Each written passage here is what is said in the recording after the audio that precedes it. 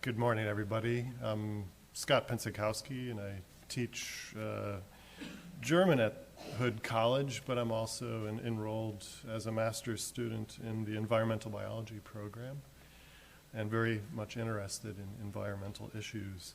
Welcome to our second panel of the day, Electrify Everything. And our first speaker today is Doug Sigline. And Doug Sigline has his hand in many different environmental things. He was in the Peace Corps. He was a congressional staffer, program director for the Nature Conservancy, the World Wildlife Fund, American Rivers, the Chesapeake Bay Foundation, and the Living Classrooms Foundation. He has chaired or co-chaired 4 nonprofit and coalition boards, including the National Peace Corps Association, and served on 4 others. Today, he's going to be talking to us about what is Electrify Everything, why is it important, and are there resources to help? Please welcome Doug to the lectern.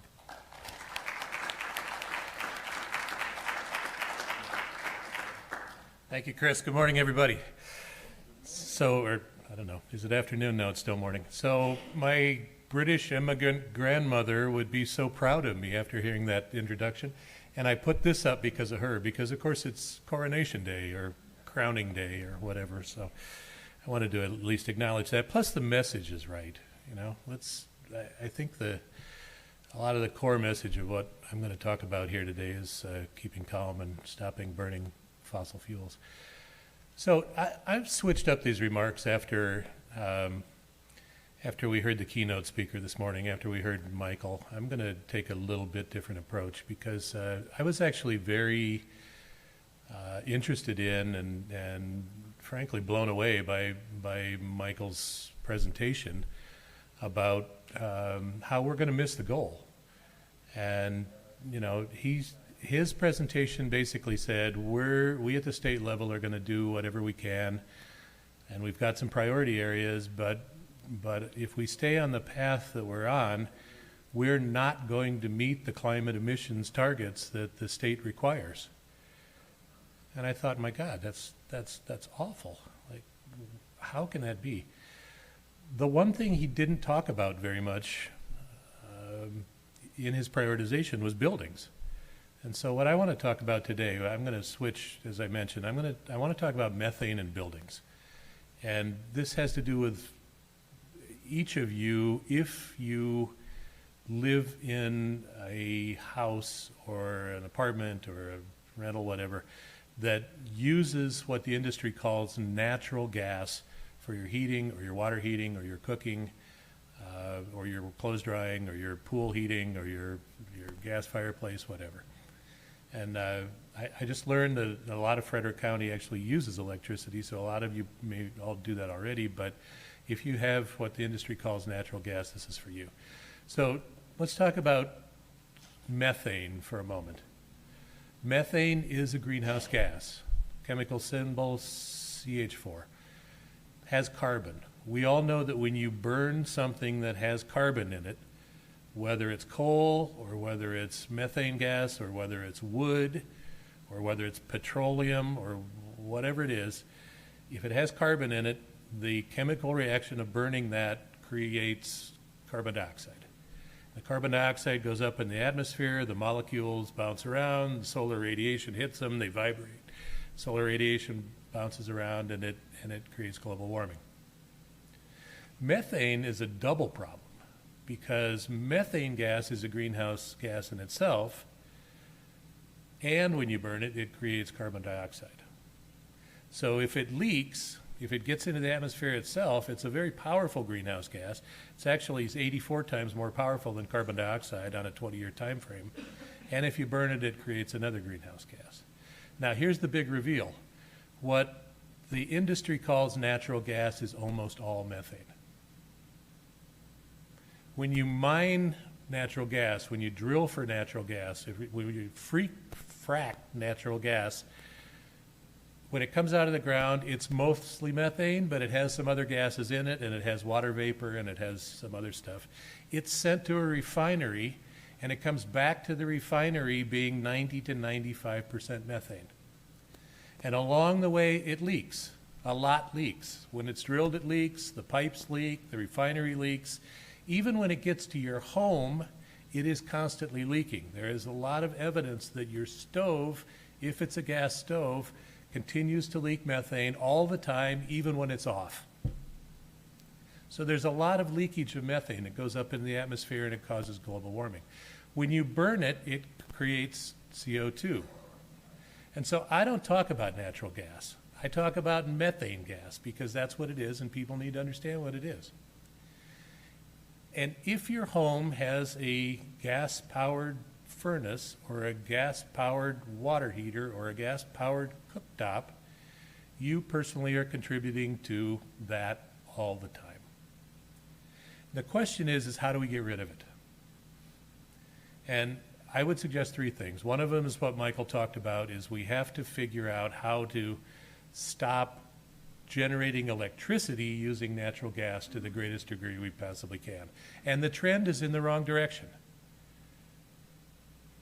Secondly, we've got to stop new buildings from being built with burning natural gas. And I've been involved in policy matters in DC and in Howard County and in Montgomery County in the last few weeks, where we've gotten the legislature, the county council, to direct the county executive to promulgate new building codes that prohibit new buildings in the county from being outfitted with methane burning major appliances. And I would plead with you here in Frederick, think seriously about doing the same thing. And the third thing is individual action. If you have that kind of equipment in your house, you need to start thinking about how you're going to get it out. You don't have to do it today, but you need to start planning for how you're going to make the switch yourself. And there are good alternatives already on the market, and I think you're going to hear about this in just a little bit. But the technology is increasing weekly. It's improving monthly. All of a sudden, heat pumps are becoming better and better. Heat pump water heaters are becoming better and better. You can switch out your gas cooktop for an induction cooktop, which is a wonderful piece of technology and really fun to cook on. I've got one. Really enjoyed it. Start thinking about this. And there are incentives, and I'm about out of time. Maybe we can do more of this in the question and answers, but there are incentives in the new Federal Inflation Reduction Act that will pay part of the cost for you to make these kinds of changes. And there's two different tax credit programs that are available to everyone right now, the Residential Clean Energy Credit and the Energy Efficient Home Improvement Credits. Essentially, the federal government will allow you to take 30% of the cost of this stuff off your taxes now, up to $3,200 a year, every year, so you could plan to sort of sequence changes in your own home. And there are, if you're a low-income qualifier, and low-income qualifiers go to a pretty high level, if you're a low-income qualifier, there's new rebate programs that are going to be available in the next few months. There's a lot of incentives. There's a lot of ways that you can get your own personal methane-burning heat, hot water switched out. Start thinking about it now. I'm out of time. I'm happy to sit down, happy to take questions later on. Thank you for your interest.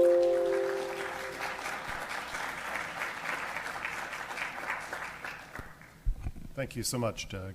Our second speaker today for this panel is Dawn Ashbacher, and she is the first ever climate and energy manager for Frederick County government.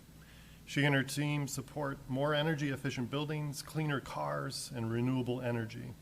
In her spare time, and I think Dawn is a person after my own heart, she likes to be with trees, bike, and hang out with her family. And today she's going to talk to us about the local energy toolkit. Please welcome Dawn.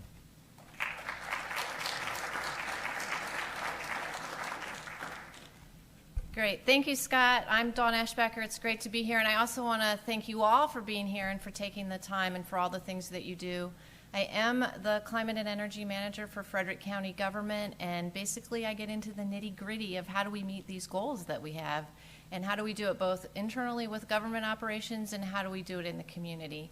And one thing I know is that it's going to take all of us, so it's great to have you here.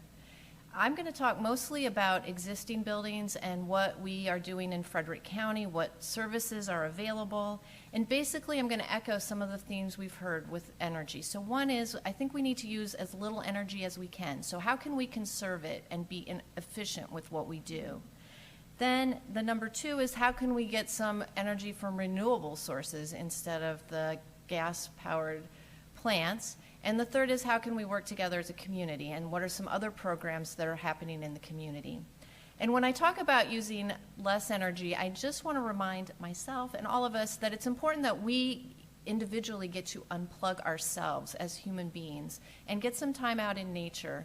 And this campus, this city, this county has some great trees, some great birds, so I think that's a great way to renew our own energy, and I encourage that for all of us as well. So in terms of our programs, I want to say that what I'm going to talk about, a lot of it is thanks to somebody who's sitting right here, Lisa Orr, who's done a lot of work creating programs in Frederick County. One is the Green Homes. So Lisa? This is Lisa Orr, just so everybody. So thank you, Lisa. So you never know what you're going to do and what a difference it's going to make. So one of our programs is an online program that is accessible to anybody. It's called the Green Homes Challenge. And on that, it gives you some tips of things you can do to save energy, things you can do to be a green leader, things you can do to be a renewable star. And you earn points, you get enough points, and then you get recognized. So it's a great feature, and it shows here that we've had over 2,500 participants in the county already, and that they have collectively saved over $1.6 million by the actions that they're taking. And then there's an annual Green Homes Challenge event that recognizes people and the work that you've done, and it's also a great way to network with like-minded folks. I also want to mention that we have another recognition happening right now through the Frederick County Sustainability Commission, which nominations are open for Frederick County Sustainability Awards for individuals, businesses, students, nonprofits, and industrial businesses. So if you know anybody that you think would be good for those awards, please check out our website to nominate them. And our Green Homes Programs Coordinator is Tiara Richardson, and her contact information is here. And I believe these PowerPoints are going to be available to everybody, so you'll have that information. Another program that we have in Frederick County is called the Power Saver Retrofits Program. This program helps to serve people with low and moderate incomes. We do energy audits and then do energy-saving home improvements. And these could include HVAC improvements, so heat pump upgrades, insulation, water heater replacement, and we only do heat pump water heater replacements in this program, and then air and duct sealing, and then minor health and safety issues. Already nearly 700 households have benefited from this program. And so if you qualify, or if you know of somebody who qualifies, or if you know of a way to help get the word out, this is a great program. There is no cost to the people who participate. It comes through the Maryland Energy Administration. Lindsay Humphrey is our coordinator for that program for Power Saver Retrofits, and there's information on our website about how to access that. Then I want to mention some other community programs. So there are other programs for people who are of any income, and one of them is the Empower Maryland program through Potomac Edison, which basically everybody's already paying money on your electric bill every month into the Empower Maryland program. And this is what it's for, is to help people do more energy efficient things in their homes. So whatever you can do, if you might be eligible for an incentive, there's many programs here. There are actually people here today, are the Potomac Edison First Energy people are here today. There's some booths, so please talk to them about these various programs. They're awesome. And then I also wanted to talk about the ways to get more renewable energy. And there are a couple of, so there's a traditional way where you can just talk to an installer and get your own solar installed on your household, but we have a couple of opportunities in the county, and one is that we have been participating in what's called a solar co-op, which we've been doing for several years, where people who are interested in solar go together and leverage their bulk purchasing power to get a better deal from installers. And so that co-op, and this year it's called the Capital Area Solar Switch, so we're actually leveraging our bulk purchasing power for the region, and it will open on May 17th. It goes through August 30th. So if you're interested in that, that's a great way to get more information and also get discounts on solar for your own home. Now, not everybody is able to put solar on their home because of various reasons, or they live in an apartment. So another great option is community solar. And we also have Neighborhood Sun, who's doing a booth. I'm not sure if they're here now, but they are out as a table. So community solar, how she explained it to me was great. It's like a community garden. And then you get a portion of that garden, that solar garden, assigned to you based on your energy usage. And then you pay for that and get credit for that on your energy bill. So it's a great opportunity if you can't install solar, and I encourage you to get some more info about that. And then just to mention some other resources in our community, if you have questions about, sometimes you get electric information in the mail or whatever, you can always contact the Office of the People's Council. They have some great consumer information. And then you may yourself or know people who have issues with having cooling or heating that goes out. And in that case, there's some crisis funding through the city of Frederick, and that information is here. And then also people who need energy assistance on their bills. The city of Frederick also has a program, and there's some contact information there. So those are the basic programs and tools I wanted to share. I'm happy to have questions. If you're interested in anything more, please feel free to talk to me as well. Thank you.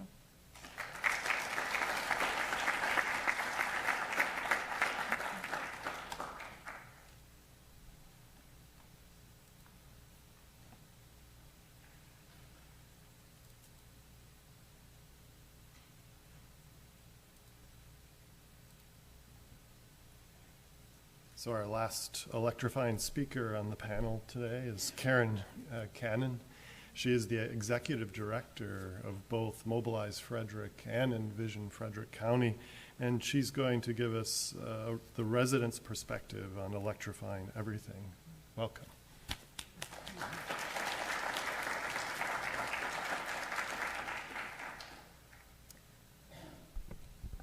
So it's kind of funny, Doug, I only just finished my slides with everything that's been going on. I was working on them at like 11 o'clock last night, and he pretty well introduced my presentation for me, so appreciate that.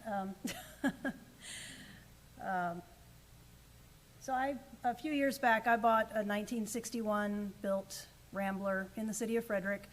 There are lots and lots of them all over the county and the city in particular. And that's, even when I first bought the house, I thought, this could be kind of a cool experiment. There are so many houses like this. What if, I could try doing this and see how it works out to try to turn this into a more sustainable kind of a house? Is it something that other residents across the city and the county could do? And if they could, how much of a difference could that make? If all of these older houses that are, probably fairly drafty and fairly inefficient in terms of heating and cooling and things like that, if we could all have the resources to be able to make these changes, how much benefit could that bring? So I was lucky in one sense, that is it's a single-story house, and the back of the house faces south, and I didn't have any huge trees behind me, so I knew I wanted solar panels, so that was a pretty good shot. I had this gigantic boiler in the house. It's a little tiny house, and there's this great big boiler in there, so I was pretty excited about the idea of getting rid of that thing. I also had a gas water heater, which you can see in that picture, and I had a gas cooktop, which was also ancient. I think it's might have been a little bit older than me, so. And of course, the insulation wasn't great, so. So I started with an energy audit, and that is something that is actually supported by the Empower program. So you have somebody come out, they do a blower door test to check and see how drafty your house actually is. And I can tell you, at one point, I was standing down in the basement, and they were doing the blower door test, and my hair was blowing around on the back of my neck and stuff. So, so it was drafty in there for sure. So they went and blew in a whole bunch of attic insulation and sealed where the walls join the attic and all that kind of stuff. That made an immediate difference even before I did anything else with the house. Aside from the fact that the air temperature didn't fluctuate as much, it's also a little bit quieter in the house, which is nice, and my dog appreciates that during thunderstorms too, because he doesn't get quite as excited.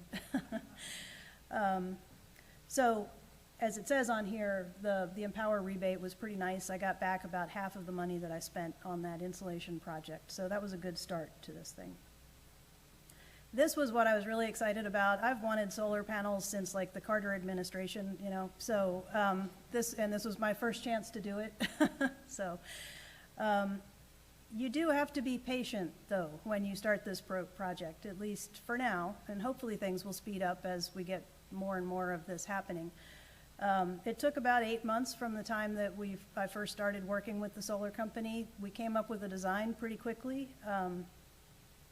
The actual work was also fairly quick. Once we figured out what we were doing and got the initial inspections done, you know, it was about a day to upgrade the wiring and the circuit breaker panel in my house. And then it was another 2 days when they came out and put all the stuff up on the roof, which was kind of fun to watch. That was in February, and the wind picked up, and the guys were carrying big panels and stuff, so luckily nobody got carried away during that. And then, of course, they also had to replace the old meter on the back of the house because we're doing net metering now, so I'm sending energy back to the grid as well as using it in my house. So all got done. They got commissioned at the end of May last year, so I'm coming up on my 1-year anniversary with solar.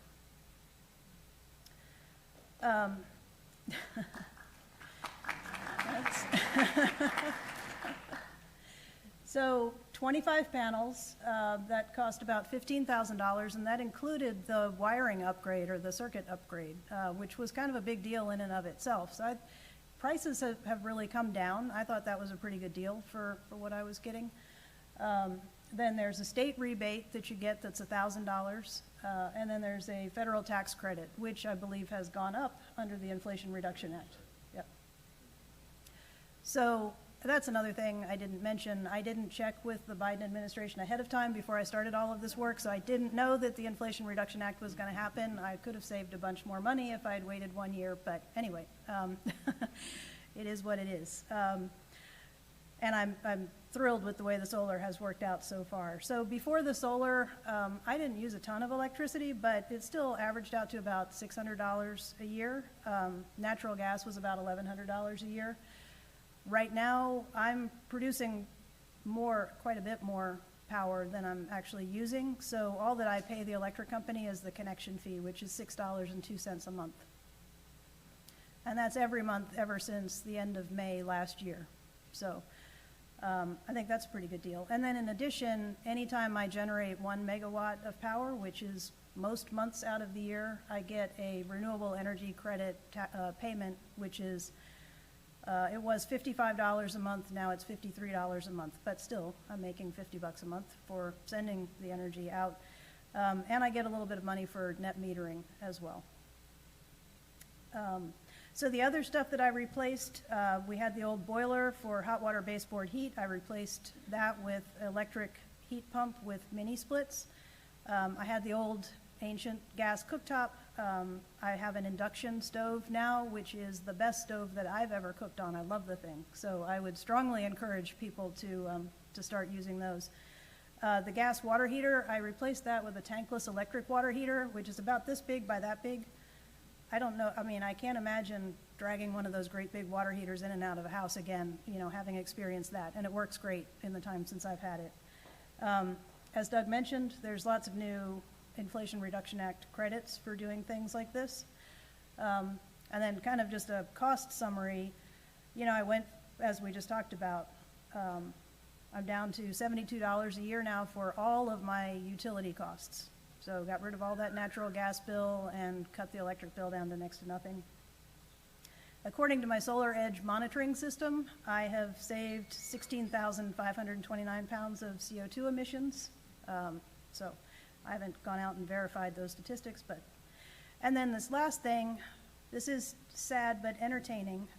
When I finished this whole project, I put in a request to the gas company to basically disconnect the gas at the street from my house, because I didn't want anybody else to ever put in a gas appliance, you know, if I sell the house or something. So I was like, I want it turned off at the street. They call it abandonment of service. I figured, you know, after waiting the 8 weeks for the permitting, somebody would come out and turn a knob and it would be turned off. The morning that they started doing that work, the couple of guys came out to turn the knob or whatever it was they were going to do.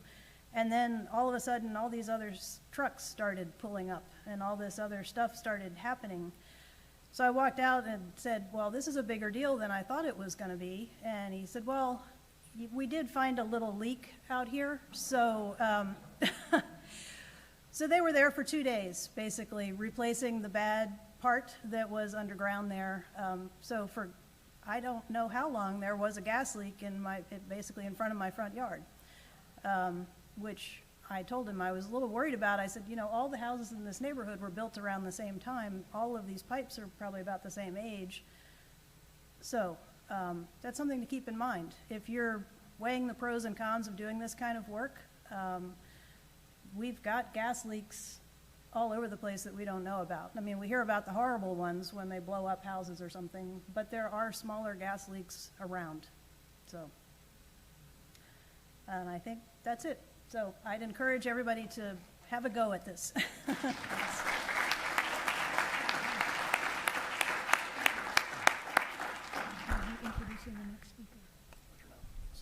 So thanks to all three of our speakers. We have plenty of time for questions, and there are 2 microphones not in the back, but in the middle.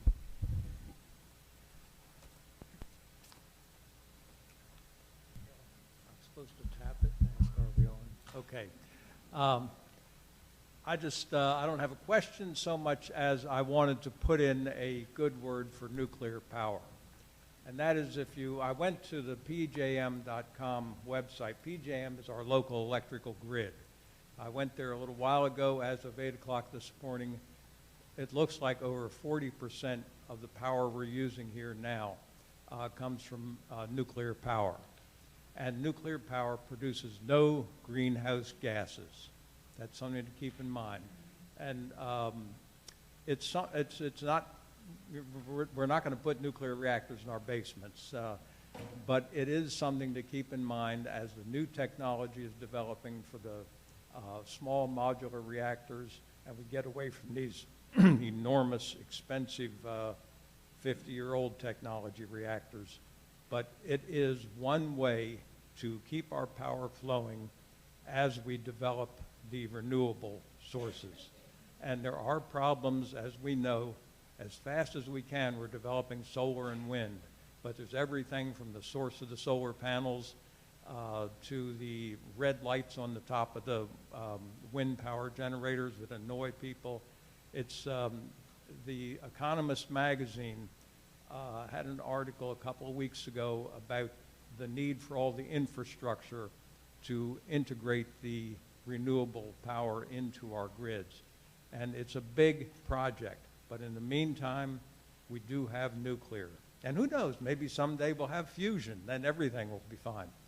But in the meantime, when you turn on that light, turn on that stove, remember, a third of that power is coming from a nuclear reactor, and it's clean as far as greenhouse gases are concerned. Thank you.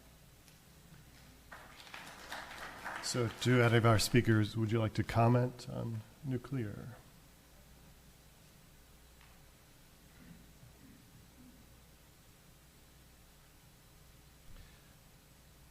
Personally, I think you're right. I know it's kind of heresy in the environmental community. There's a lot of folks that don't support nuclear. I think from strictly a greenhouse gas emissions point of view, it is true that nuclear is not creating greenhouse gas emissions. If we can get solar and wind to the place where and batteries to the place where we're totally dependent on solar and wind and batteries, I think that would be the best case scenario. But in the meantime, frankly, I'd rather have the nuclear plant producing the electricity for us than burning coal or burning natural gas.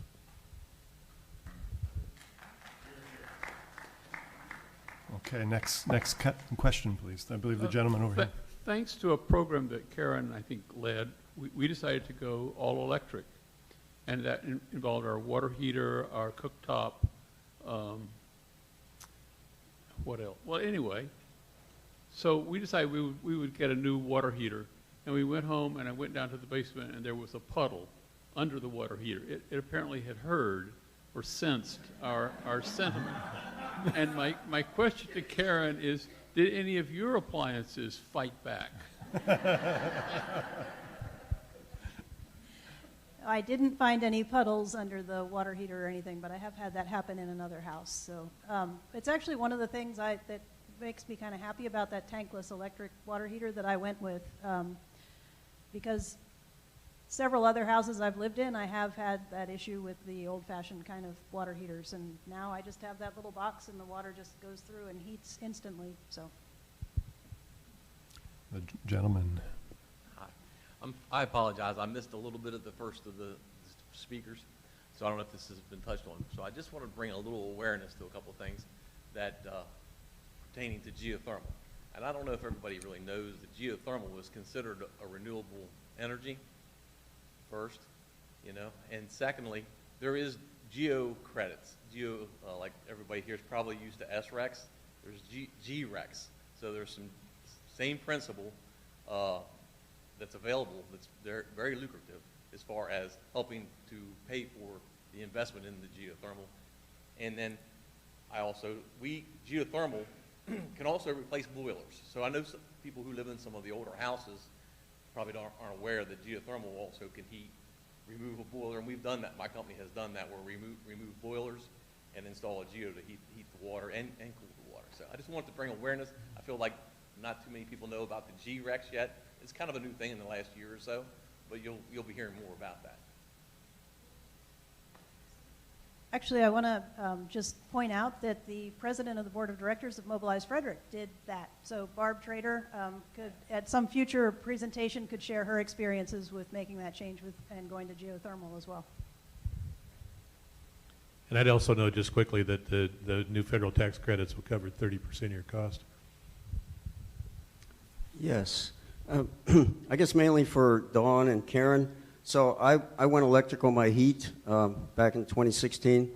And, well, I guess the main two things I wanted to mention was my bill went drastically up. So people should be, if you haven't done that, you should be braced for that. I had gas, and so the heat pump definitely sent my electricity bill up. The other point I wanted to make was how concerned should I be about leaking of the refrigerants in my system, or how concerned should we be generally about that, which, as you know, those refrigerants have 1,000 times global warming potential compared to CO2. So am I worried too much about leaking? And I'm concerned what happens if there's an explosion in my house or something that disturbs the connections in my system, or just a simple bumping into the ductwork and things. So those are my 2 points on heating. Refrigerant in those lines that is the super greenhouse gas contributor is Freon. We stopped using Freon about 25 years ago. Yeah, but even what is it? And so the refrigerants that we've been using since the late 90s are not that product that you're referring to. Well, no, the name even of it's escaping me. No, yeah, the designation is escaping me too. But they still, the newer ones are still, they still have thousands times GWP compared to CO2. Freon destroyed the ozone, so that was the reason they wanted to phase that out. You know. Hydrofluorocarbons. Yeah, yeah. So You'd know if it was leaking because your system would stop working right. slowly. Yeah, so I know, and precautions are taken to prevent leaks, but I'm just wondering, you know, if we should be thinking more about that. And I know that, what is it, the Toronto Protocol, I believe it is trying to phase those out to better refrigerants. Yeah, so. Oh, well, I was just going to say, yeah, about there is I'm glad you mentioned the Toronto Protocol. So there is some awareness, and yes, we should be concerned about refrigerants. I mean, I'm not saying that they're all leaking, but being aware of that, and they are a super greenhouse gas. So definitely want to be concerned about refrigerants in any plan. And in terms of the converting from gas to electric, again, these issues are complex, so each person has to look at their situation differently. And also heat pumps, people have different experience with those in terms of the technology has certainly evolved. Sometimes when the temperatures drop low enough, if our temperatures ever drop low enough again, there could be some times where emergency heat kicks on and people get a higher usage of the electric at that time. But we've dabbled a little bit in our program. I'm not saying this is the long-term solution, but with people that do have gas heat, to put in a heat pump so that's their main source of heating and cooling, but they keep the gas as their auxiliary heat, so the backup piece is not as expensive and it's not used as often. Again, I'm not saying that's the long-term solution, because I see you warming up there. But it is a stopgap measure. Yeah, we're all warming up now. So I think this gets to the point I made at the podium, which was that the technology is changing very, very rapidly. And what's happened in the marketplace now is that you know that manufacturers will respond to guaranteed demand, and we're getting a lot more guaranteed demand right now. So there's a tremendous amount of innovation going on in heat pumps.